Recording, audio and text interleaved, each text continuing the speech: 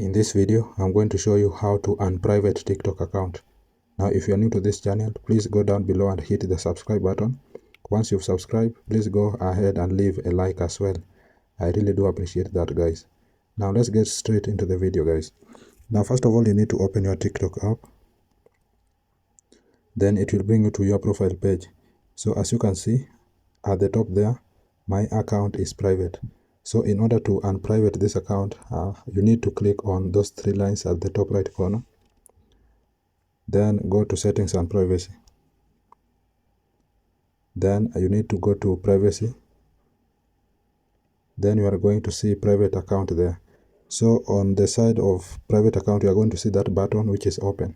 So for you to unprivate this account, you need to click on that button to close it. Then switch. Then as you can see, the button is closed. Now if you go back to your profile, you are going to see now your account is public. So when your account is public, you can be able to post stuff and many people will be able to see whatever you are posting. So that's it, guys. That's how to unprivate a TikTok account. Now if you find this video useful, please consider subscribing and liking the video. Thank you, guys, and I hope to see you in the next one.